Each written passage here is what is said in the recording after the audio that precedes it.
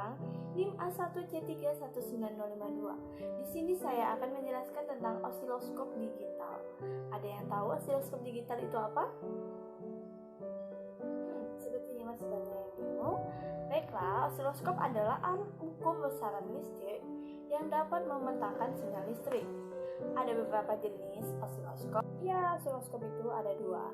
Yang pertama, osiloskop analog dan osiloskop digital. Tetapi di sini kita hanya membahas tentang osiloskop digital karena praktikum kita adalah osiloskop digital.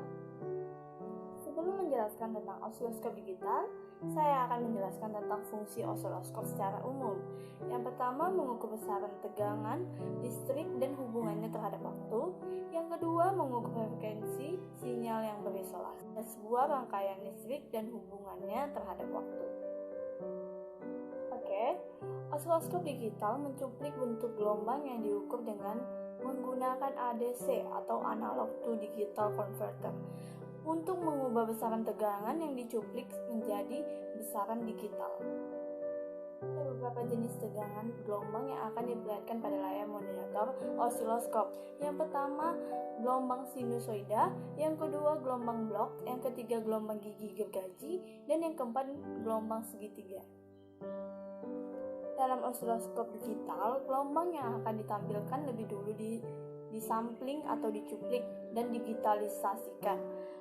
Osiloskop kemudian menyimpan nilai-nilai tegangan ini bersama-sama dengan skala waktu gelombangnya di memori. Pada prinsipnya, osiloskop digital hanya mencuplik dan menyimpan demikian banyak nilai dan kemudian berhenti. Ia mengulang proses ini lagi dan lagi sampai dihentikan. Setelah itu saya akan menjelaskan tentang laporan. Saya mengambil data dari kelompok lain, kelompok yang sudah praktikum.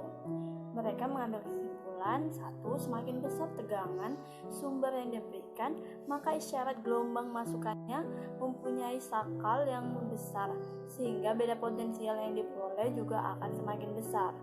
Terus, mereka menggunakan baterai 3 volt, 6 volt, dan praktikum yang dilakukannya. Mereka menggunakan beberapa tombol penting sebagai pengaturnya, tombol fokus, tombol horizontal, tombol volt per diff, dan lain-lain. Banyak sekali dan saya akan menjelaskannya di laporan akhir saya. Sekian dari penjelasan saya akan kembalikan kepada teman saya yang akan menjelaskan selanjutnya.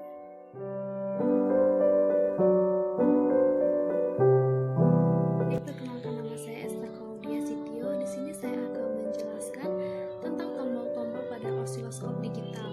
Pertama yaitu tombol power untuk menghidupkan atau mematikan osiloskop.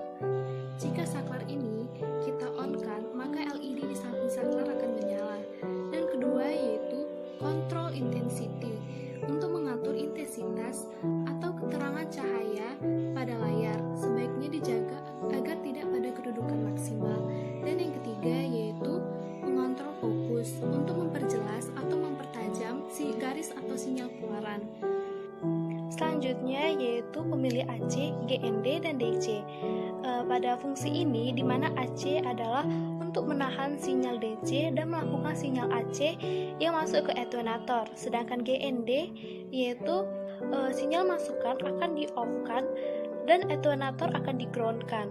Dan terakhir yaitu DC, di mana semua sinyal akan terhubung langsung ke attenuator.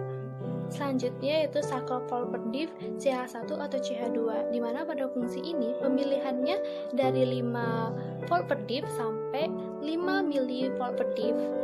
Dan yang ke I yaitu volt per diff, di mana untuk menunjukkan besarnya tegangan yang tergambar pada layar per kotak dalam arah vertikal. Selanjutnya yang ke J yaitu variabel, yaitu untuk penyesuaian sensitivitas atau kepekaan dengan faktor 1/3 atau kurang dari harga pada panel indikator. Dan pada posisi call, kepekaan akan dikalibrasikan terhadap harga panel di indikator. Selanjutnya yaitu yang ke K yaitu call atau VPP. Itu untuk fungsi ini yaitu untuk mengkalibrasi osiloskop sebelum digunakan. Trace rotation, di mana fungsi ini yaitu untuk mengatur kedudukan garis horizontal secara paralel dengan garis gratikal. Selanjutnya yaitu masukan CH1, di mana fungsi ini yaitu menjadi masukan terminal X-aksis atau apsis. Dan selanjutnya yang ke F yaitu masukan CH2 atau channel 2. Channel 2 ini yaitu tepat pada sumbu Y, sedangkan channel 1 tepat pada sumbu X. Masukan CH2 ini yaitu masukan ini menjadi masukan terminal sumbu Y atau Y-axis ordinat. Selanjutnya yaitu position vertical, di mana pada fungsi ini pada pengaturan CH2 dan CH1 akan memiliki fungsi yang sama, yaitu untuk mengatur posisi sinyal baik dari CH2 maupun CH1 pada posisi vertikal. Selanjutnya yaitu pada posisi horizontal, di mana untuk mengatur posisi gambar atau sinyal yang dikeluarkan pada gelombang pada posisi horizontal. Dan jika saklar ini ditarik, maka sinyal pada posisi horizontal tersebut akan diperbesar 10 kali. Selanjutnya yaitu pada third mode, di mana pada pengaturan CH1 dan CH2 hanya menampilkan sinyal pada CH1 dan CH2. Dan selanjutnya yaitu pada dual, di mana menampilkan dua pengoperasian sekaligus pada CH1 dan CH2. Dan di mana fungsi chop sebagai fungsi mendukung pada dual ini untuk menampilkan isyarat dari masukan yang dipotong-potong dari frekuensi 500 kHz. Tarik saklar hold off jika ingin menggunakan fungsi chop. Dan selanjutnya yaitu add untuk mengukur jumlah atau perbedaan dari sinyal CH1 dan CH2. Tarik saklar pull in jika ingin menggunakan fungsi add ini. Selanjutnya yaitu trigger source atau sumber pemicu, di mana CH1, CH2 dan lain adalah sumber pemicu, sedangkan EXT adalah fungsi untuk mengambil sumber picu. Nah, selanjutnya yaitu trigger coupling, di mana ada dua pengaturan yaitu auto dan normal. Auto di mana pemicuan dilakukan secara otomatis, sedangkan norm pemicuan dilakukan secara normal. Selanjutnya yaitu slope and trickle, di mana ada dua pengaturan yaitu positif dan negatif. Pemicuan terjadi jika sinyal picu memotong tarif picu positif, itu adalah pengaturan positif. Sedangkan pengaturan negatif yaitu pemicuan terjadi ketika sinyal picu memotong picu negatif. Selanjutnya yaitu pengontrol hold off. Pengontrol ini yaitu untuk menstabilkan sinyal dalam periode berulang yang kompleks. Dan yang terakhir yaitu time forgive, di mana menyatakan faktor pengalih untuk waktu dari gambar pada layar dalam arah horizontal. Oke, baiklah, di sini saya akan menjelaskan tentang kalibrasi alat osiloskop digital. Caranya, 1. Hidupkan osiloskop dengan menekan tombol power.